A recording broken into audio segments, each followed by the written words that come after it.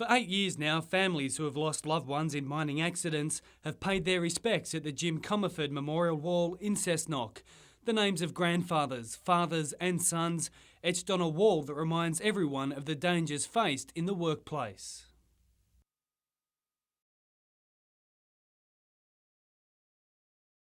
ACTU Secretary Greg Combay was among the guests at today's service. He joined the Labor movement after witnessing accidents in the industry. What the wall, the memorial wall here in Cessnock shows you is that there's still work to do. There's still too many people injured and killed in this and many other industries, so we're very committed to continuing to fight to improve safety. In the past 200 years, 1,576 people have been killed in the Hunter mining industry.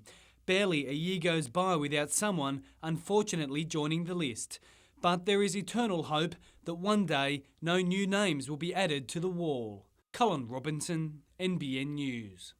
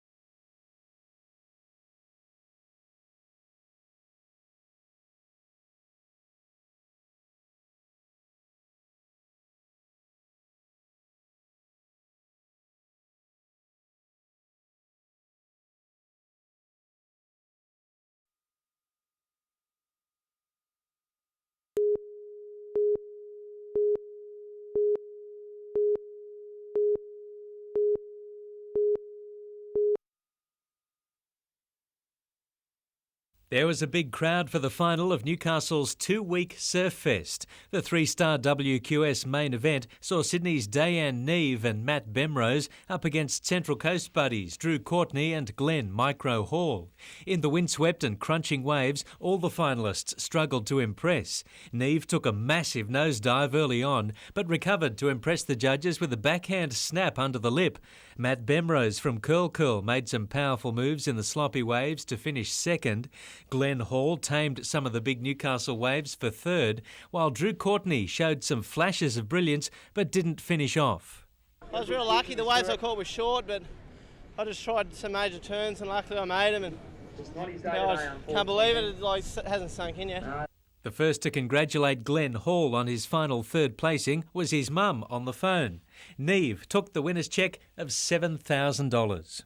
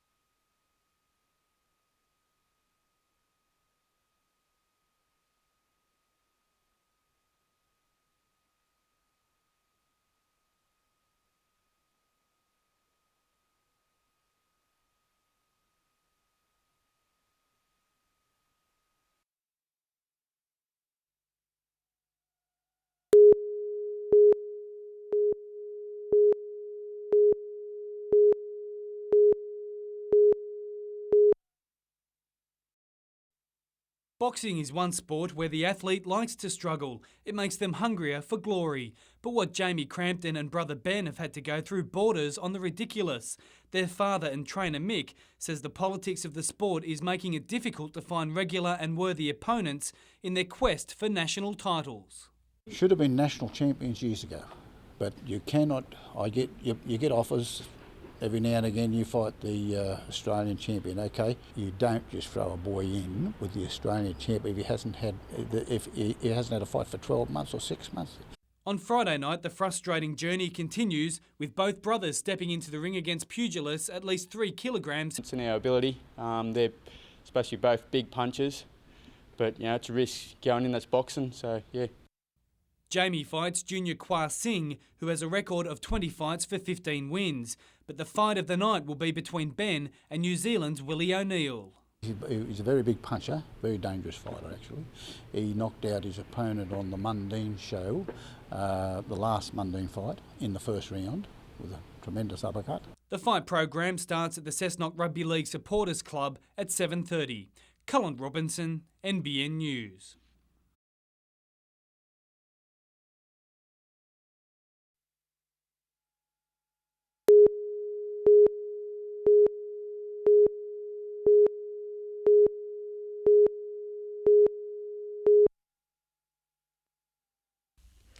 There's no arguing this is a prime piece of real estate, but it's pretty much laying dormant for the past 10 years, except for being a parking bay for state transit buses. But now an apartment complex will be built on the site, consisting of 29 units. Prices range from $600,000 to the penthouse, which is priced at $3 million, and we've sold 15 of the 29.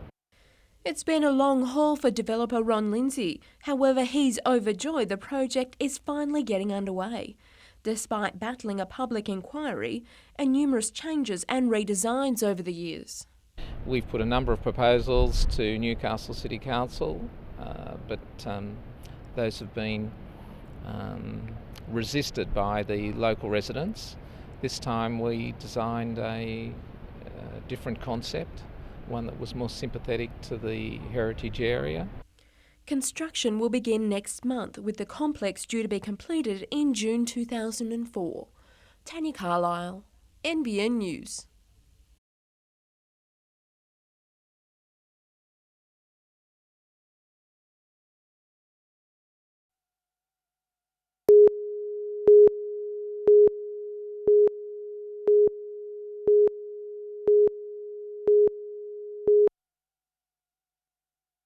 It's a steep learning curve for these young TAFE students. While they dream about carving out a successful career as a musician, they're also quickly learning just how realistic achieving that goal really is. Today, visiting Hawaiian singer-songwriter Michael Barretto told the students they shouldn't expect to succeed. You got to be tenacious. It's like you have to rehearse every day, and you got to be there. If you're not right with it, then nobody's going to be with you. As part of their course, Screaming Jets guitarist Grant Walmsley is teaching the music students about the pitfalls of the industry, as well as about contracts, copyright law, and dealing with conflict. A similar course was studied by Silverchair several years ago. As far as business goes, artists are quite gullible, and they don't want to know about it. And there's all these people, in this business that are willing to take those people and take them for a ride. And before leaving today, Michael Barretto left the classroom on a positive note, telling the musicians to keep practicing and never give up. Lyndall Derrick, NBN News.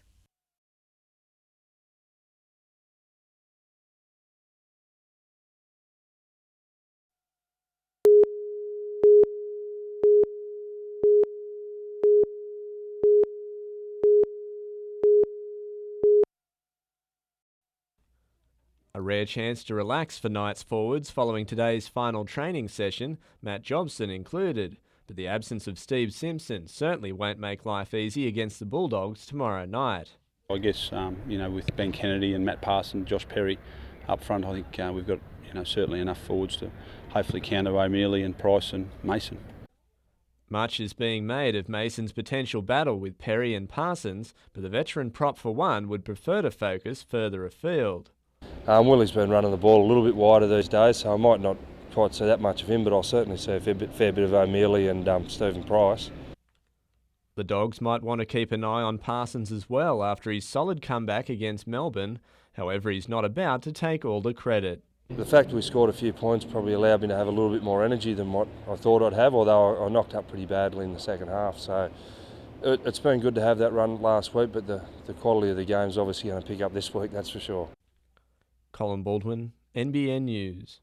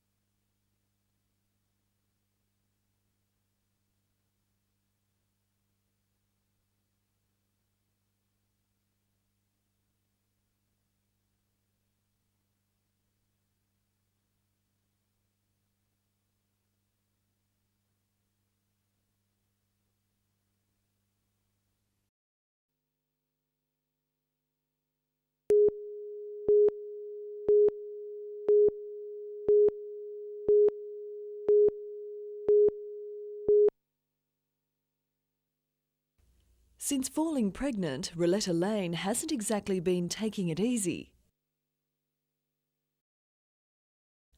34 weeks into her pregnancy, she cuts an unusual figure for an aerobics instructor, but hasn't lost any of her energy for the punishing routines.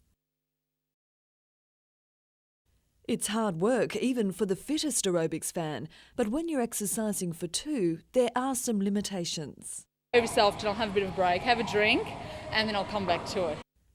Her class participants say she's an inspiration, and while exercise for pregnant women can be a controversial issue, Roletta says it's a matter of knowing your limitations. I think give it a go. Have a go, you don't have to stop everything. And yeah, your body will let you know when it's had enough. And just in case there are any early signs of labour, 2 midwives are regulars in the class. I think she'd let us know, wouldn't she? Yeah. We've got the towels and they're ready to go. They've told me that. Roletta is due to give birth to a little brother for 1-year-old Jackson in 6 weeks and says she'll work as close to the date as she can. Natasha Bayersdorf, NBN News.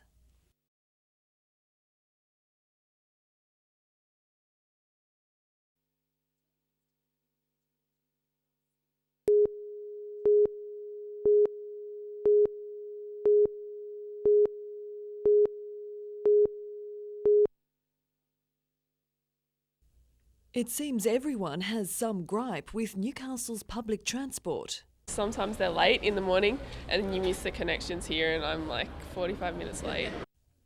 New Transport Minister Michael Costa admits there are major issues.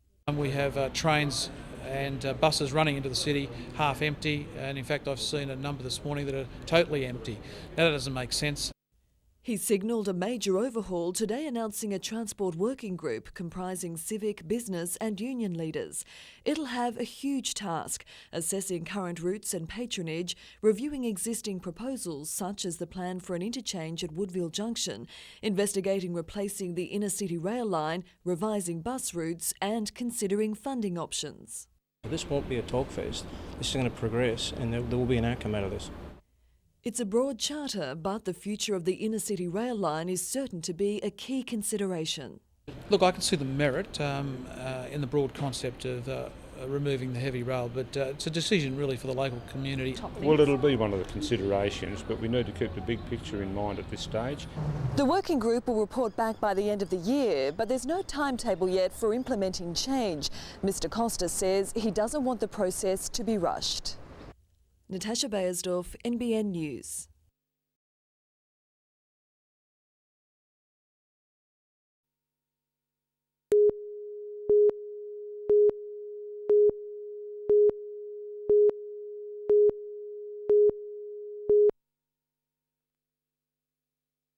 The The fires are stoked and ready, and it's now full steam ahead for Maitland Steamfest, which starts tomorrow, as well as the popular displays of historic engines and transport of days gone by. This year's great race from Newcastle to Maitland will have an extra twist. There will be 2 planes and 2 trains in the race on Sunday. This year, Royal Newcastle Aero Club are putting a second Tiger Moth in the air, and we're parallel running 3830. And it's not just steam buffs who are expected to return to the annual event. Train rides are once again proving to be Steamfest's biggest draw card. Already half of the tickets have sold out.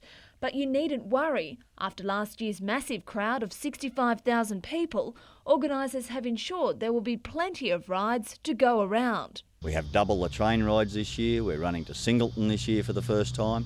We have the Tin Hares, which are the historic diesels, running Maitland Patterson. Lyndall Derrig, NBN News.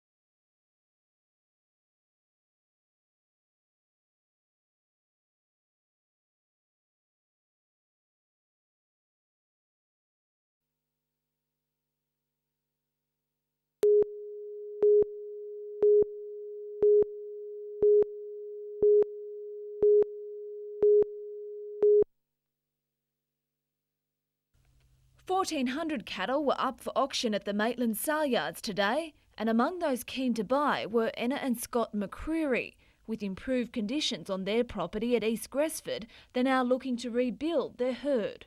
We've got plenty of feed now. We've been quite lucky. We've had quite a bit of rain and nothing's eating it, so time to put some cattle on.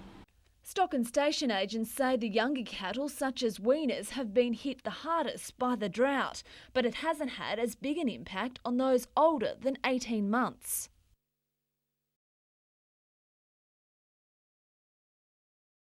Over the past few months, feedlotters have also shown a strong demand for buying cattle. We're seeing a sell-off here along the coast because of the seasonal conditions. There's always a sell-off at this time of the year, but we're being helped by less numbers elsewhere in the state. Stock and station agents say today's weaners were feeling the pinch from the drought, conditions and quality seeing them reach only $400 a head, while heavier cattle fared better. Lyndall Derrig, NBN News.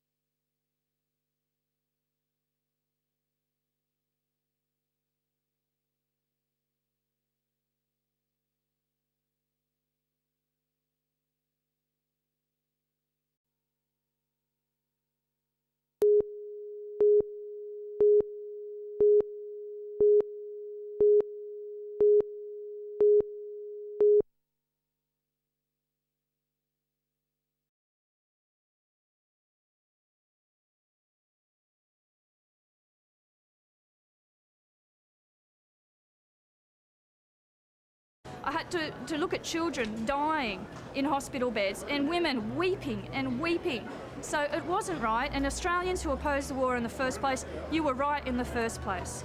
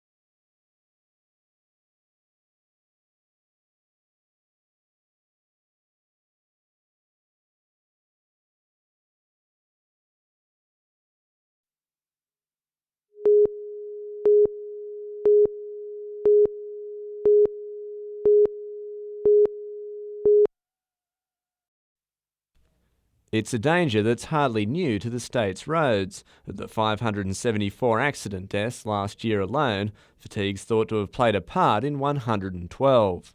It is a fairly big problem, considering that approximately 20 to 25% of major motor vehicle crashes and fatalities, fatigue is a major contributor to it.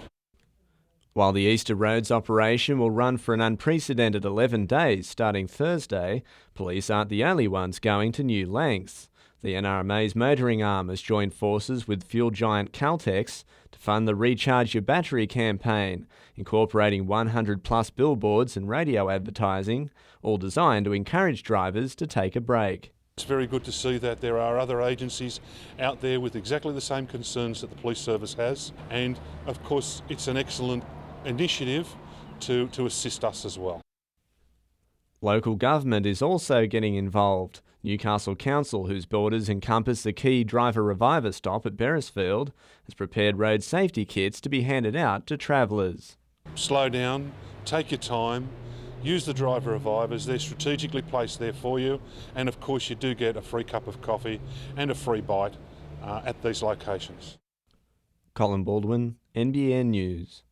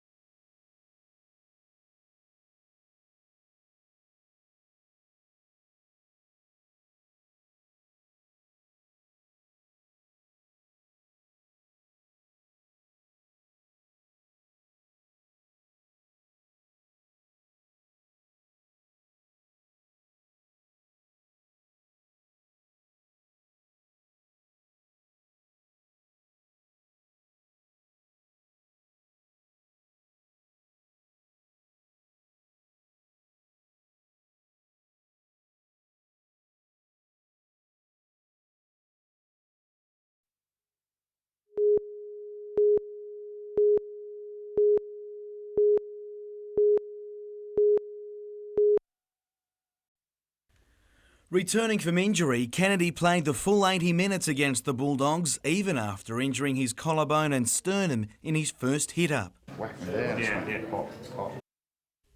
Troubled just putting on a jumper today, it's this Sunday his club hopes Kennedy can suit up in the red and blue against the Sharks. It's fairly painful. It's actually one of the most painful things I've had at the moment. As the Knights' bigger-name players mixed with other state hopefuls in Sydney, the remainder of the Knights toughed it out at training in Newcastle. Something of a reflection of Friday night's match for the team's unsung heroes. Rookie winger Craig Hall continues to impress, while Daniel Abraham pulled off two of the game's biggest plays, the first in breaking from a scrum to stop Luke Patton when a try looked certain. while late in the match he defused a pressure kick to shut down a desperate Bulldogs raid. It's not being missed by his teammates either. He's probably not getting the accolades he deserves, but that's what happens when you're playing a team with so many good players. The style of their win now hoped to be the rule rather than the exception. We're going to be pretty keen to put a really good performance in this weekend, and as I said, we've got to back up the way we played the other night by doing it again this weekend.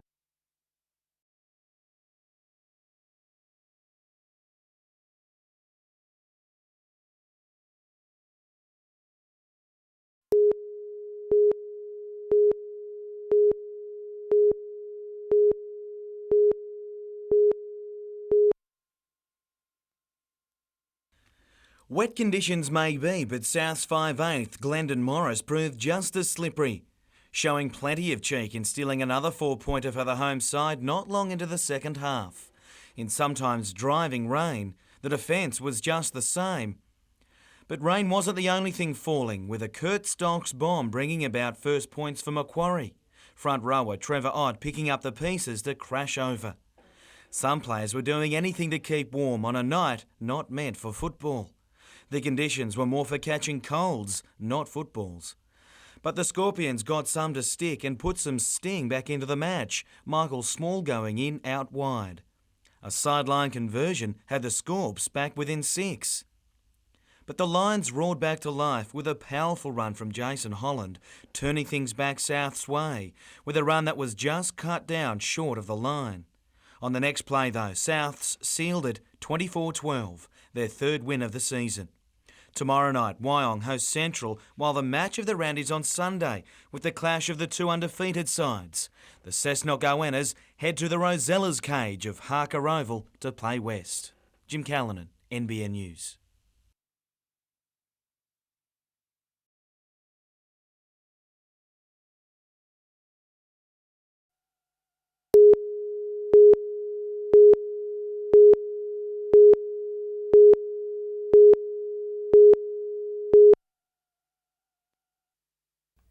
It's feared the messy 2.5-metre swell crashing over rocks may have cost a fisherman his life. A water police boat was joined by inflatable craft from the Catherine Hill Bay Surf Club to search for the 34-year-old man from the Sydney suburb of Fairfield. He'd been fishing with his brother-in-law on a nearby rock ledge at 10 a.m. when a wave swept him into the sea. He was washed into the sea by a large swell. We're currently conducting a search for the person. It's believed he made an attempt to get back to the rocks but was then lost sight of in a surge of water. While a police launch spent hours rolling with the swell searching for any sign of the man, all his relative could do was hope for a miracle. The conditions stalled the rescue efforts at around 1 p.m. Authorities are again warning people about the possible dangers of the big Easter swell. It is a timely reminder of the dangers involved in rock fishing and the hazards involved with the large swells and the surf. The search will resume early tomorrow morning. Cullen Robinson, NBN News.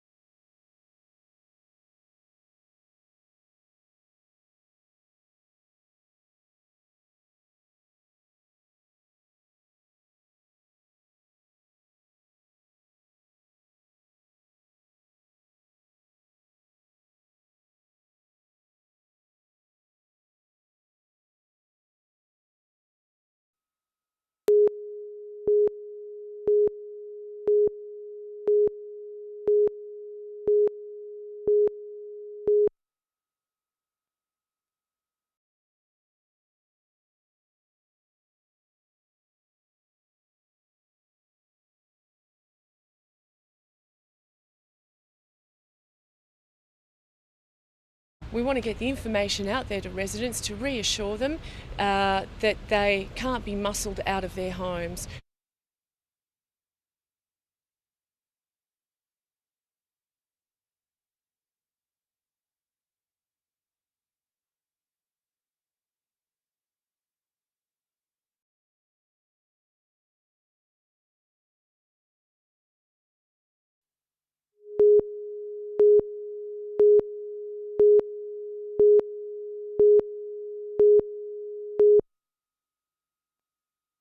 Arriving home from work around 6 last night, a neighbour noticed thick smoke billowing from the rear of the Comfort Avenue home and called for help from 2 others.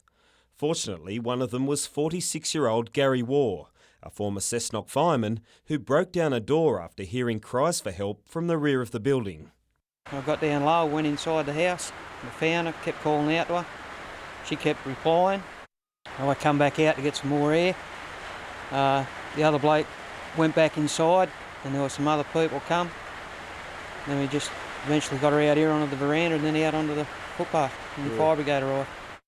The 67-year-old invalid pensioner was stabilised at the scene before she was airlifted to Sydney's Royal North Shore Hospital in a critical condition. Initial inspections indicate the blaze started when a pressure can containing canola oil was sprayed near a gas stove. Unfortunately, the uninsured house was not fitted with a smoke alarm. There is a possibility that had smoke alarms have been activated, that neighbours may have heard that before the fire progressed to the severity that it did. The 3 men who put their lives at risk to save Mrs Radnage are reluctant about receiving recognition, but police and fire authorities say their actions won't go unnoticed and will be recommending they receive awards for their bravery. Well, they're heroes, aren't they? Anybody would have done the same thing. You know, there's somebody alive in there you're going after. You know, but you just got to make sure that you're doing the right thing. Stephen Mount, NBN News.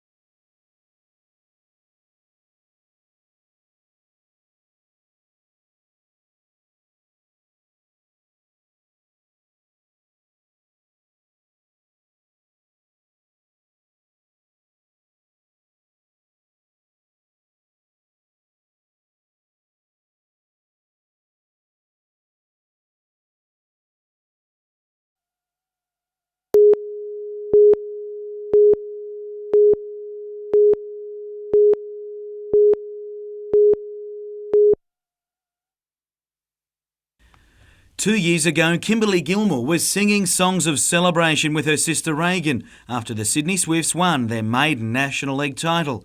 It's been a long time. Kimberly sat out an entire season after damaging her knee, and after a year and a half on the sidelines, she makes a much anticipated return. It was actually nice in a way to have the year off, to just get that break from netball and just to try and fuel that desire to get back again.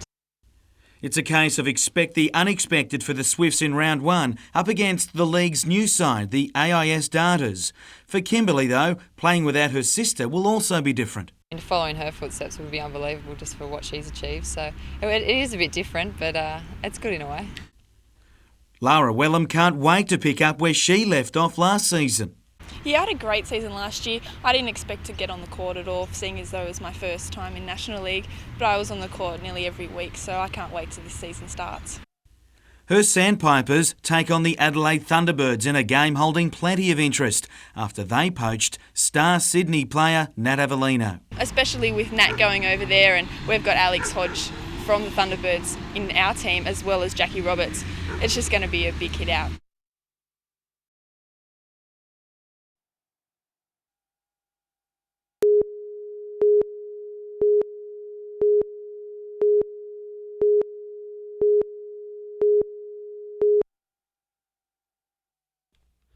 Given the blessing of coach Michael Hagan at training this morning, 20-year-old Regan Tanner will get the chance to take his lower grade form to league's pinnacle tomorrow when the Knights host the Tigers. The Curry boy will occupy the bench space left by Adam Woolnough, who's now in the starting lineup after hopes of regaining Ben Kennedy were dashed. Well, I guess we were reasonably confident given that we thought it would only be a one-week injury, but it just hasn't settled down as well as we thought it would, and we've got to take medical advice and make sure he's right next week or the week after. Tanner joins a long list of young players filling some big shoes, with Andrew Price, Matt Kennedy and Luke Quigley now entrenched in the top grade. And it seems to be paying off. 20-year-old Price, for one, believes he's learnt more about football from the Knights' experienced heads in recent weeks than he has since his junior days. They're all good. I suppose the blokes that play in my position have been the most help for me and they've taught me a fair bit. They've had to step up a bit for us, and I think the fact they're playing with some good senior players has certainly helped that. Colin Baldwin, NBN News.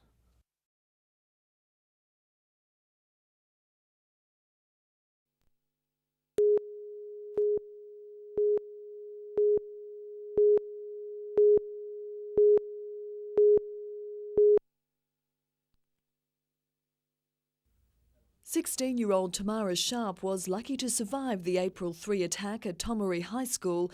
Shot at close range in the back, a bolt from the crossbow passed through her body before lodging in the legs of classmate Courtney Bennett. The 16-year-old boy accused of firing the weapon appeared in Newcastle's Warramai Children's Court today, facing 5 charges, including attempted murder. In a previous appearance, police claimed he'd bought the crossbow through mail order and had targeted his ex-girlfriend after she'd ignored and taunted him. The teenager has been in custody since the incident and has undergone an initial psychiatric assessment, but as yet has not entered a plea. His lawyer told the court that his client wanted to put on the public record that he apologises to the families of those people involved and for any harm and emotional stress that occurred. Both girls are now back at home. Tamara Sharp expected to return to school within weeks. Magistrate John Andrews ordered that a police brief and a psychiatric assessment of the boy be completed before his next court appearance on May 30. Natasha Bayersdorf, NBN News.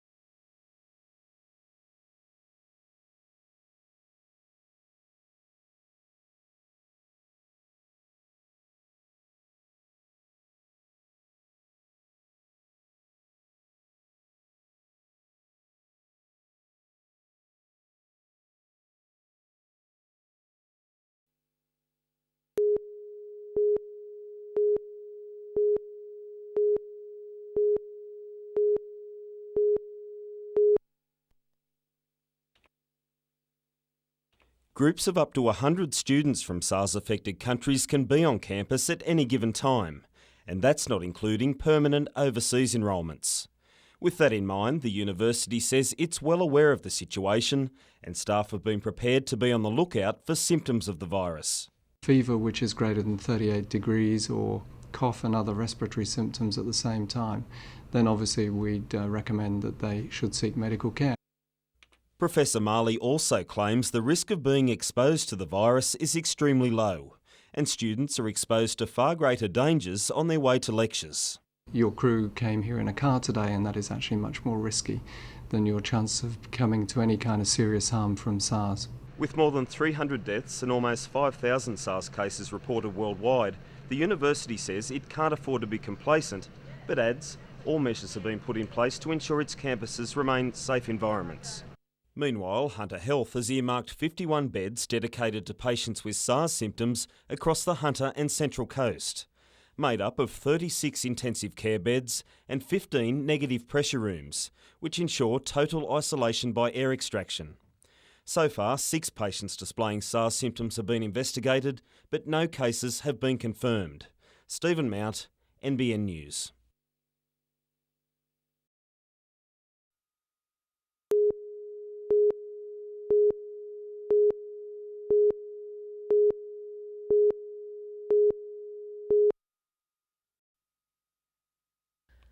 Kylie Sharrock has given her unborn baby the best possible start to life by taking her asthma medication throughout her pregnancy. That's according to the latest findings by the Hunter Medical Research Institute. I was advised by my specialist that it was safe, it was on the lower grade medications to take and that it wouldn't interfere with the baby at all. After monitoring pregnant women for 5 years, the study, led by Dr. Vicky Clifton, found that babies of asthmatic women who stop taking inhaled steroids during pregnancy can be 20% smaller if they're a girl. We only see a decrease in size in babies that are female, and the male babies in our asthmatic women are of normal size. While male babies aren't affected at all, the study found baby girls born to mothers who have asthma are also more likely to develop asthma during childhood. The study is the first of its kind to track the children of asthmatic women from the womb through to childhood. It's expected to continue for at least another 5 years. This is quite interesting data and we're looking forward to working it all out in the future. Lyndall Derrig, NBN News.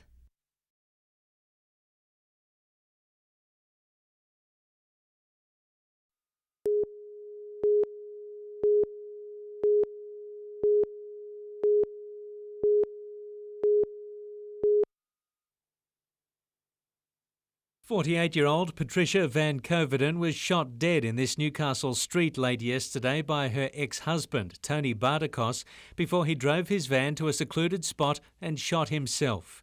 Ironically, Mr Bardakos appeared on NBN News in November 2000, complaining about the police response after trouble in his Newcastle cafe. I was always under the impression that you call the police when somebody does something wrong. The police response was swift yesterday when he opened fire on his ex-wife, but rather than be arrested, he took his own life. He was out on bail despite being charged with the recent kidnapping and rape of his former partner. It was a situation police say they tried to prevent. We try very hard to protect people and to put good cogent reasons before the court to prevent people getting bail. But quite often the courts will see it differently. Victims of crime groups say people's lives are put at risk by the courts every day. The community have certain expectations that they look to the courts to protect them, and often when offenders are making bail, their safety and the communities has been compromised. The police and Attorney General's departments are currently reviewing bail laws. Paul Lobb, NBN News.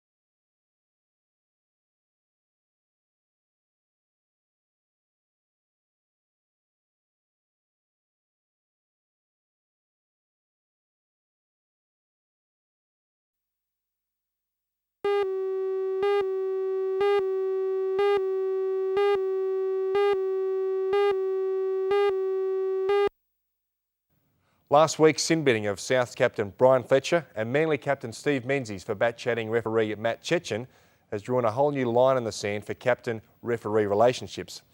Now, as a captain, you have the right to approach the referee as long as it's in a break in play, and on both of these occasions, that was the case. Now, Steve Menzies was given one warning, but Brian Fletcher approached the referee in the right time frame, and I believe also in the right fashion, and still got sin bin.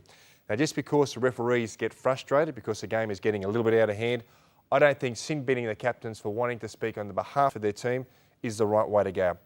Well, the rep season is just around the corner, and in 2 weeks' time it'll be the City-Country match, and not long after that will be State of Origin. And one bloke who is destined for the Queensland team is Clinton Tchaikovsky. Now, the Raiders are on top of the ladder by 4 points, and it's largely due to him. He scored 6 tries so far this year. He's averaging 20 hit-ups per game, accruing a lot of metres and a stack of line breaks for his team. Now, even though he has the world's best fullback in Darren Lockyer in front of him, his form is that exceptional, he'll have to be in the team somewhere. Now, in other games, tonight's clash between the Eels and the Roosters, if it's anything like round 1 clash earlier this season, it was a dead set ripper. It'll be a great game again. I'm going to go for the Roosters. Tomorrow's match, I'm going for the Panthers, Knights and the Raiders. And in Sunday's games, I'm going to go for the Broncos and the Dragons. Good luck with your tips. Catch you next week.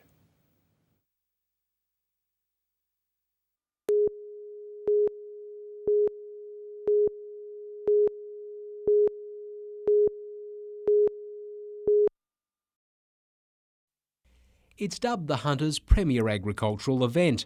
20 years ago, it started as a field day to help hobby farmers. 2 decades on, the Tokau Field Days have evolved into a celebration of farming and primary production. Yes, we're looking at everything to do with work on the land, whether it's large farms, small farms, people who are interested in farming, anything to do with life in rural Australia and especially the Hunter Valley. So it's expanded to fit in with all the needs that we've seen. Tokau isn't just about agricultural products, technology and innovation. It's also an opportunity to showcase the Hunter's produce to locals and tourists. The Good Food and Wine Hall was literally cooking on gas, with foodies converging on the venue to taste what the region has to offer. Hunter Harvest did its bit to entice visitors from near and far to include Dungog Shire on a trip into the valley. Organisers expect a crowd of 30,000 people will get a taste of the field days before the gates close on Sunday afternoon. Gary Blair, NBN News.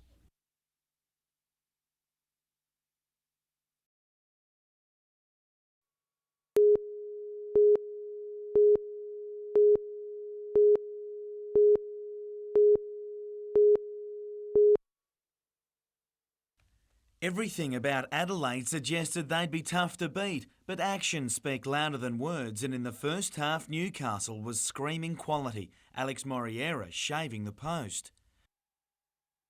Tom Willis stopped the visitors' only real first half chance as Newcastle piled on the pressure at the other end. United had little trouble in finding open space. It was the net that proved elusive. Ryan Griffiths was another who couldn't find his range. Captain Matthew Bingley was pinpoint in delivery, but chances continued to come and go. The match followed a similar script after half-time, with the home side goal continuing to miss its cue. In a rare Adelaide attack, defender Scott Bailey was ruled to have fouled Aurelio Vidmar in the area, and Adelaide's Goran Lozanovski found what Newcastle couldn't. We've probably had 3 great chances that we should score with, and at the end, it's our own fault that we haven't done that.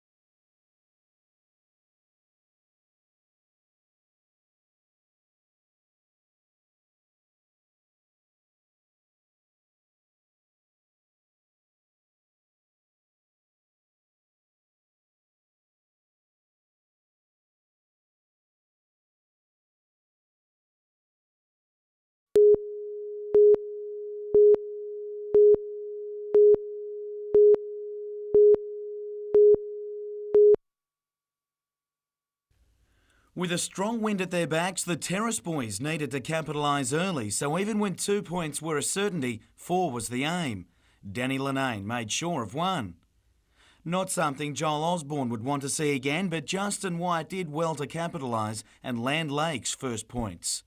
Lured out of retirement, Brett Clement's impact off the bench was immediate.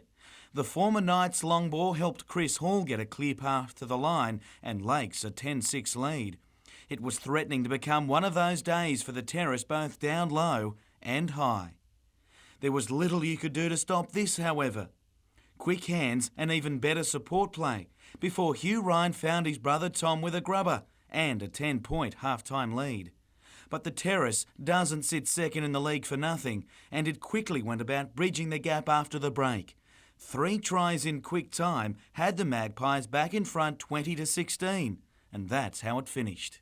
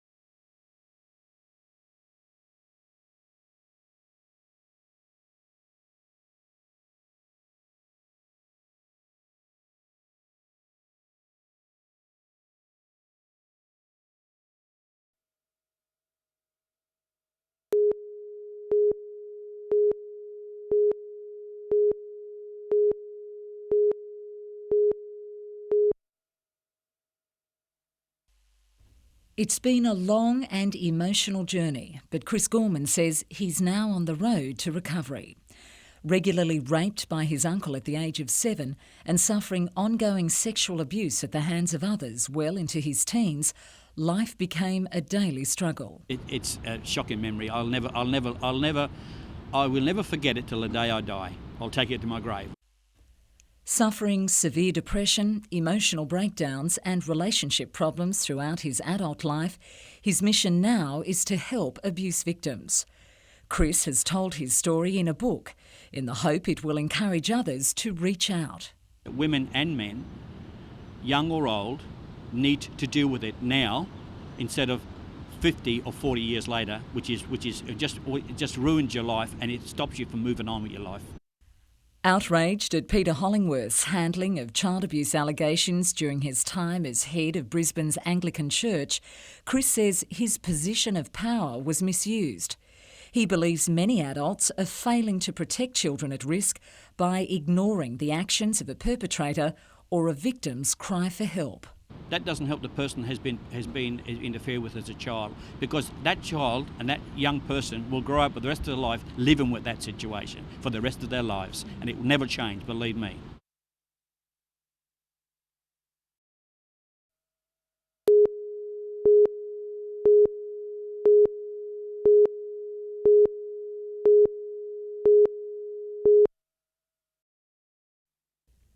Peter Blackmore is facing 11 sex charges levelled by 3 women. 2 gave evidence when a committal hearing began in February. Today, as the case resumed in Newcastle local court, a 3rd alleged victim appeared. The woman detailed several alleged sexual assaults dating back to the early 1980s, but said she didn't complain to police until 2001, when the claims of 2 other alleged victims surfaced.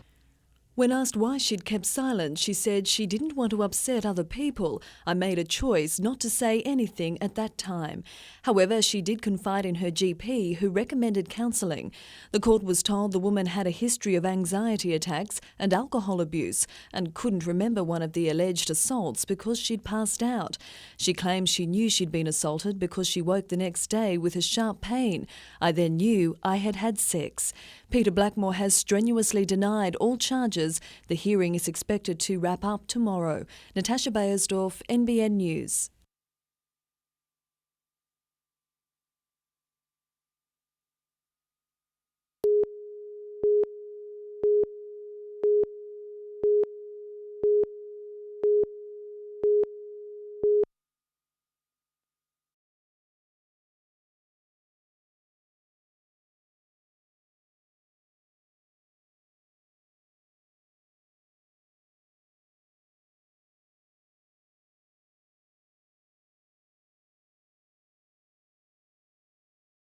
So we'll be running a series of operations and stepping up wherever we can to try and resolve it.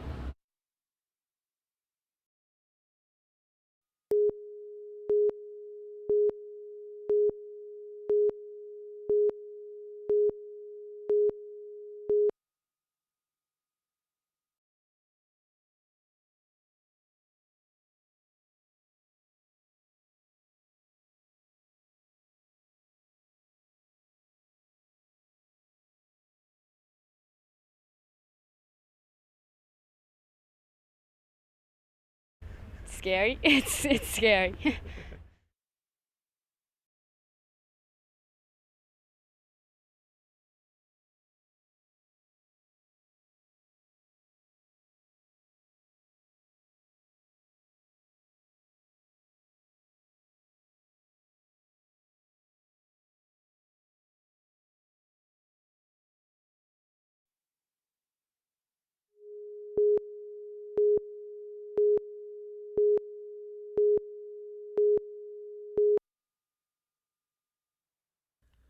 Almost everyone who played on Saturday night had a day off, but for those either suspended or coming back from injury, it was all uphill today.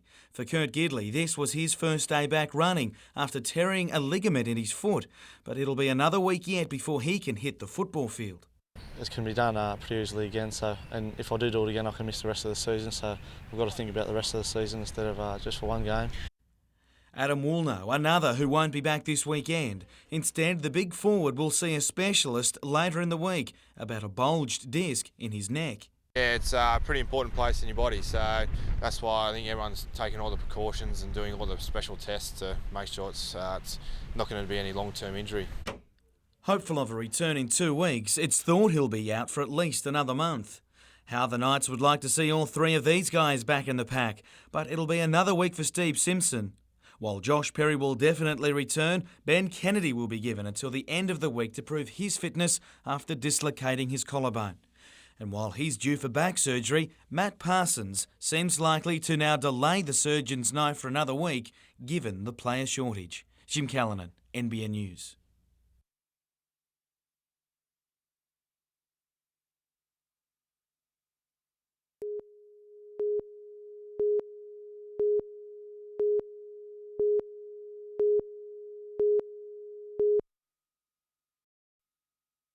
It was a relaxed-looking Simon Crean who began his 2-day tour of Labor's heartland at a Toronto childcare centre. Childcare workers seized the opportunity a week out from the federal budget to highlight problems with long waiting lists for places and their sector's need for more Commonwealth funding. Issues Simon Crean believes pollsters should give more attention than the future of his own political star. I asked them if they want more access to childcare places, because we know from visiting this establishment today that there are huge waiting lists. This is what the Australian public wants addressed, and it's not being addressed under this government. The government's Medicare reform proposal is another hip-pocket issue the opposition leader will focus on when he addresses a Save Medicare rally in Newcastle's Civic Park tomorrow. This is a fight the community has to get involved in.